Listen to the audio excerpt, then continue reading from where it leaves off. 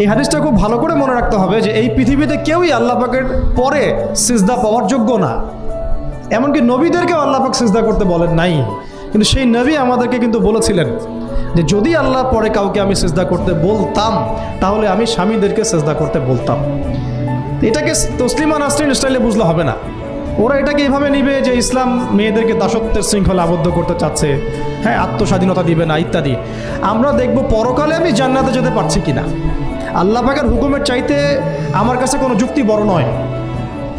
আল্লাহ পাকের হুকুমের চাইতে আমার কাছে কোনো যুক্তি, বিজ্ঞান, প্রযুক্তি এগুলো বড় মানদণ্ড নয়।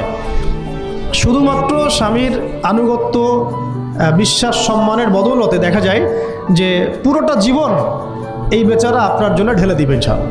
আল্লাহ পাক আজকে আপনাকে হয়তো 1 কোটি টাকা দিয়েছেন, কালকে আল্লাহ না করুক 1000 টাকার জন্য মানুষের কাছে হাত পাততে বাধ্য করতে পারেন আল্লাহ পাক। এমনও কিন্তু দিন আসতে পারে, দিন সবার সবসময় সমান থাকে না।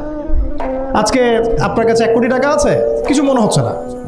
কালকে কে জানে, আল্লাহ না করুক যে 1000 টাকা কারো কাছে চাইতে হচ্ছে, 1000 টাকার জন্য ঠেকে গেছেন, হতে পারে না? তো রিজিককে মানুষ তাজিম না করলে রিজিক দূরে চলে যায়। আল্লাহ ছাড়া আপন কেউ না, আর আল্লাহ ছাড়া সত্যিকার অর্থে আপনাকে আমাকে ভালো কেউ বাসে না। শুধু আল্লাহই আপনাকে ভালোবাসেন। এটা আপনারা হারে হারে উপলব্ধি করবেন যত দিন যাবে ইনশাআল্লাহ।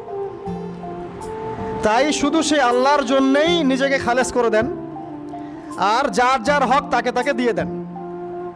দুনিয়াতে শান্তিতে থাকার ফিলোসফি বলছি, philosophy of happiness in this হায়াতুদ দুনিয়া, সেটা হচ্ছে যার যার হক তাকে তাকে দিয়ে দেন, নিজের হক আল্লাহর কাছে চেয়ে নেন।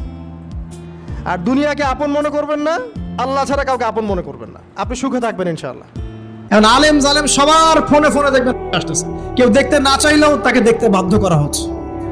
ফেসবুকে ঢুকবেন নগ্ন দৃশ্য, এই নগ্নতা দিয়ে এই যে মিডিয়ার মধ্য দিয়ে প্রমোটিংটা দিয়ে ব্যভিচার ছড়িয়ে দেয়া, জেনা ছড়িয়ে দেয়া, অশ্লীলতা ছড়িয়ে দেয়া, পরকীয়া ছড়িয়ে দেয়া, এর মধ্য দিয়ে নারীর সম্মান, দেহ, ইজ্জতকে আমরা এখন রাস্তার সাথে মিশে দিয়েছি। কিসের অধিকারের কথা বলছে, কিসের নারী অধিকারের কথা বলছে? খালি ডিগ্রি সার্টিফিকেট অর্জন করতে পারলেই অধিকার হয়? আমার তো ইজ্জতই ঠিক থাকলো না, আমার অধিকার কোথায় থাকলো? একটা সার্টিফিকেট অর্জন করার জন্য কলেজের মেয়েদেরকে বড় বড় নেতার বেডরুমে ঢুকানো হচ্ছে, দেখেন নাই?